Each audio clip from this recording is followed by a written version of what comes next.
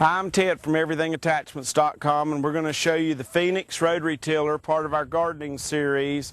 This is made by Sigma in Italy. It's one of the finest companies making tillers right now. There are very few made in America. Even the Bush Hog brand is made by Sigma. So are many of the OEM tractor dealerships, companies made by this company right here. Sigma builds them for Coyote, Montana, a lot of other companies. Some of the finest ones are built by Sigma. In fact, it's the best one I know of. Come around to this side and I'm going to show you some of the best features. All the Sigma tillers distributed by Uniform come with a slip clutch. So if you hit a rock or a stump, instead of shearing a bolt and you having to come back here and work on it, you're simply going to slip this clutch. When the rock gets cleared or the stump or whatever it was that would have sheared the bolt, then this clutch will go back to working and you won't have to replace the bolt in your shear system. So that's a big advantage. It also has, on the system here, it has a very large diameter torque tube compared to some of the cheaper ones.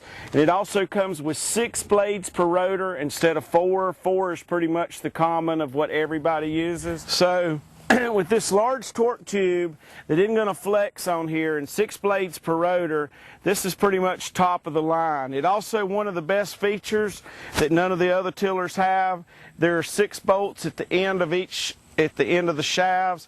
You can unbolt this whole assembly and take it out to work on it, so you're not having to change your tines up under the tiller. Also, where your lift arms hook, it's fully adjustable. You just simply loosen these 2 nuts. You can slide it back and forth. So even for a subcompact tractor who has a narrow hitch, you can bring these in. In this case, we're going to be using a 32 horsepower Kubota. Really, it should have probably a 60 or 66 inch tiller behind it, but this is a 56 inch, so it's not going to clear the complete tracks.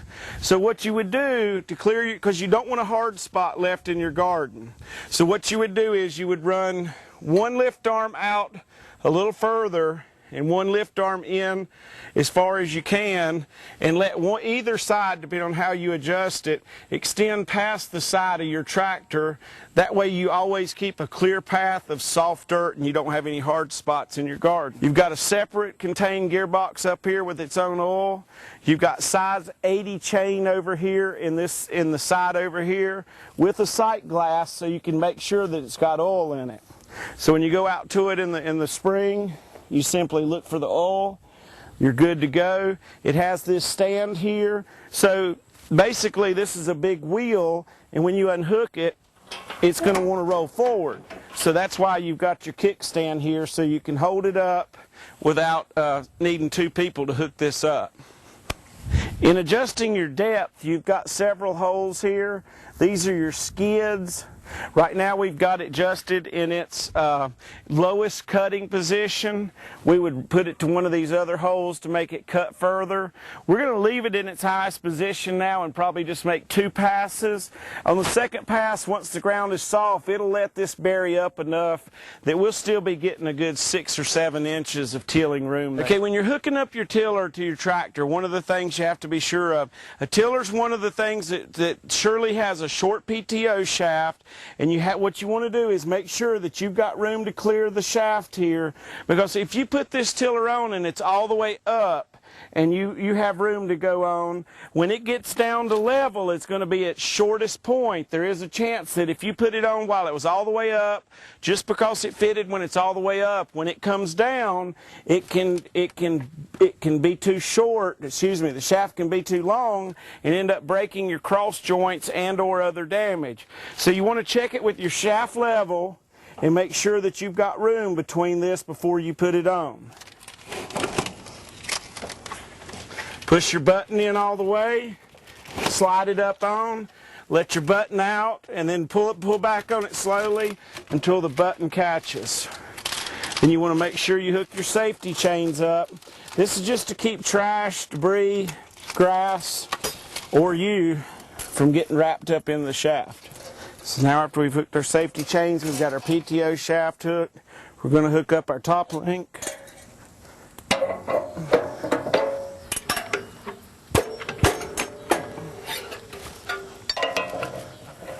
We're going to adjust this level so the tiller's sitting pretty level now.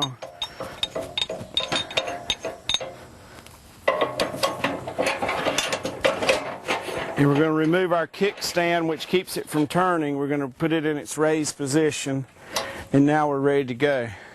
This tiller is almost the width of the tractor, and if we were doing it for the final time for the year and going to really do it for right now for our gardening, we would move these brackets where your lift arms are held to one side to clear the complete track of the tractor so we don't have any hard areas, but for now it'll be fine. This is also a way of controlling how fine the ground is that comes out. If you want your ground to be not quite as fine, leave this up. It's going to let the chunks come out without just completely pulverizing it. If you want a smoother ground, easier to plant in, then leave this down all the way. I'm going to leave it up one notch just for now. So we've just got through using the disc harrow. The ground is broken up pretty good, but to really make easy planting and everything work better, we're going to use a Rotary Tiller.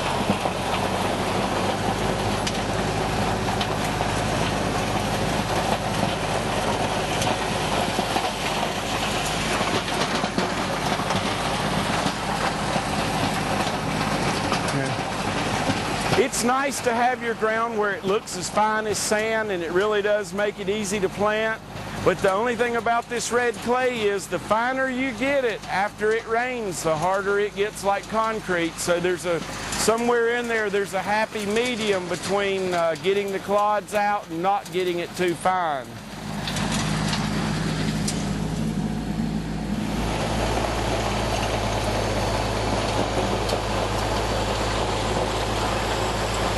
So I lowered the tailgate on this unit just a little bit to make it just a little bit finer. You can see the difference in the first row we did and the second row just from simply changing that chain.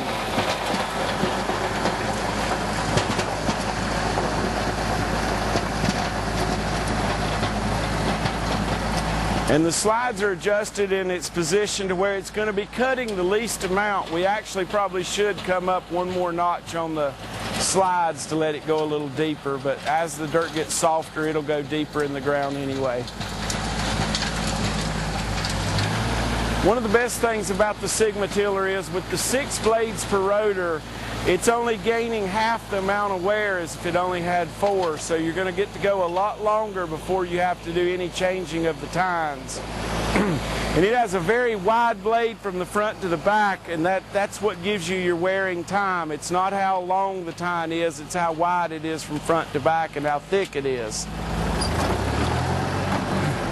One of the things you're going to notice while he's using that tiller is all the big clunks and everything that you heard on the first pass that he made is pretty much gone now after just one pass. You hear a few things hitting, but to start with, it sounded like bombs going off. So he's just going to come up one side and go down the other. And the ground now is starting to take shape and soften up, and it's just about ready to where you could plant.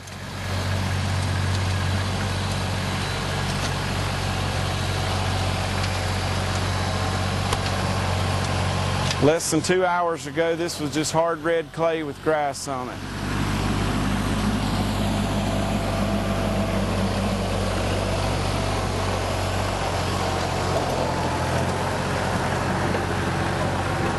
That's good.